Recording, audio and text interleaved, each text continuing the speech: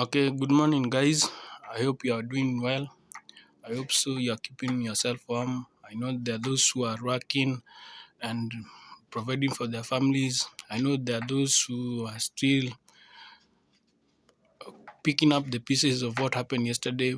But anyway, that's not the important thing. The important thing I want to talk about is yesterday. Our fifth president, Dr. William Samoei Ruto, hosted the Iranian President Dr. Ibrahim Raisi and to discuss bilateral relations between Kenya and Iran. And I've been seeing people are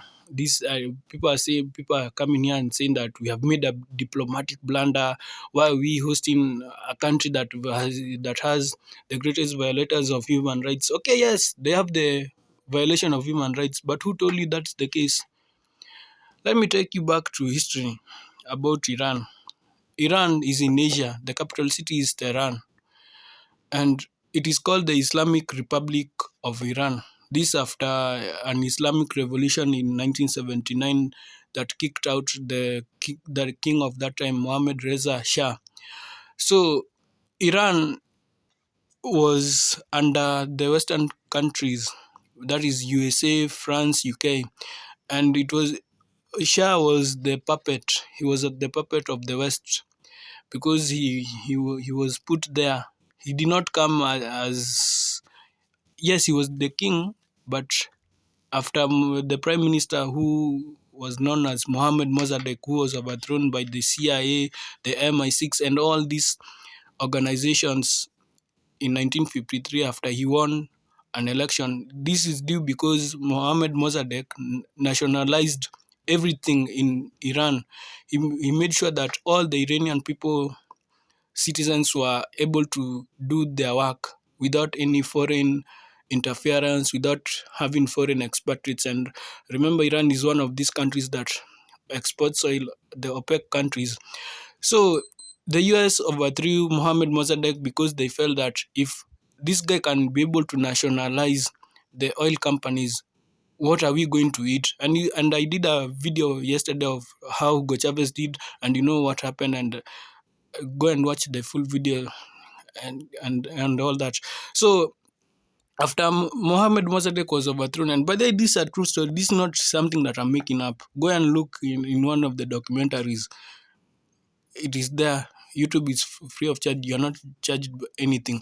So he was overthrown because the US and the France and UK felt like if Gamal Abdel Nasser did it with the Suez Canal, if he nationalized the Suez Canal, so if this guy has nationalized the oil companies and everything to be taken by the Iranians, what about us? So they overthrew him and they put Mohammed Shah there. He became just like the king and the president, the same thing. So until 1979, whereby he was overthrown through a revolution. And after he died in 1980, and after that, Iran cut ties with the United States of America. That's why if you go to Iran today, if you ask any Iranian citizen, he will tell you all the problems that has been caused by the US and the UK. I know somebody will tell me, what about the nuclear issue? Iran has weapons. Let me tell you, Iran has complied everything. That's why you are seeing this issue of Iran is not complying with the standards of showcasing their nuclear powers, weapons. They have done everything. Even that summit in Austria, they went there. They said we have complied, but you see, US and UK don't want to comply together with Israel. Iran is telling Israel show comply with the accords, but Israel is not complying with it. So Iran has been complying. Go and check it. So Ibrahim Raisi is not the first Iranian president to come to Kenya. There was a president by the name of Mahmoud Ahmadinejad. He came to Kenya in 2009 during the late Kibaki's reign.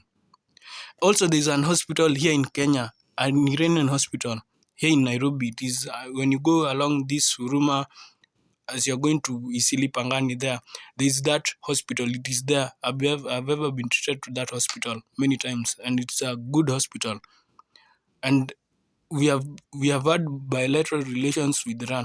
So I want to talk about something here about I'm seeing somebody saying that we have made a diplomatic blunder because why are we talking with Iran? When Iran, because why are we talking with a regime that has murdered its people? That's what you are being shown by the BBC, CNN, Al Jazeera, and all these networks. They're not showing you the real deal. What because just because we hosted the Iranian president yesterday, saying that we have making a diplomatic blunder. Which diplomatic blunder are we making? Someone come and tell me which blunder have we made? If we are hosting an Iranian president, we are not we are not no longer interested in what the West does. First of all, the West, if you go to these Western countries, they are fucked up as hell. America is even fucked up more than even I don't know. You guys, you're saying that this government will regret the actions of hosting the Iranian president. The US does not dictate to us anything. We are a sovereign nation, like the late President Moise said. We don't need your goodies. We don't need your aid. And for those who don't know Iran, Iran has just made Saudi Arabia and Iran came together. They put away their differences. They said that they are going to work together. Do you know this is the same Iran that has helped Russia in that has helped Syria in doing away with ISIS. The ISIS that is being sponsored by the US and the UK. Do you know that? But yeah, you don't know because you are just waiting for France 24, BBC to show you the lies. Hmm? Iran, yes, go and look. It is here. TikTok will show you. You know the Western media, they will not show you. They will tell you that is a lie. That there is nothing that happened. Nothing like that has happened. Iran has even made sure that Syria came back to the Arab League. Saudi Arabia, Iran, all these Middle Eastern countries have come together. Now they are saying we want to rebuild Syria, we want to rebuild Yemen. So to say that we have made a diplomatic blunder of hosting an Iranian president, even the late President Moy went to Iran in 1996. What happened to him? See, he continued ruling. So don't come here and say that we have made a diplomatic blunder. If you don't know anything about Iran, shut up. Iran has been there. I remember we have even played with this country in football. I remember at a time, I don't know, it was in 2008, we were supposed to have a friendly in Tehran. But somebody said, because, Kenya, we support Israel. I don't care whether we support Israel or not. We are a country that we are governed by laws here. We can host whoever comes here. Uhuru Kenyatta hosted Obama. He hosted Benjamin Netanyahu. He hosted the Prime Minister of China. Did Kenya fumble? Did we make a blunder? No, we didn't make a blunder. And actually, Kenya bilateral relations, we have been known. We have done bilateral relations. It's not the first time that Kenya and China have worked together. It's not the first time that Kenya and Iran are working together. This has been happening. So if you are here just you are with your toxicity and negativity to say that we have made a blunder, that is your own problem. Study history. Don't be stupid to be lied to by BBC. BBC just lies about everything. Why are they not talking about the genocide that has been happening to the Palestinian people? If you are these guys who consume too much negativity on the media, you'll always become negative about everything.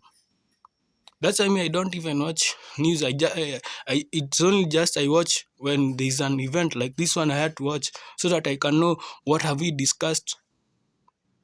So if you're saying we made a political blunder, that is your problem. We'll still coexist with Iran. This is an opportunity for us to we be free. So think again and think again.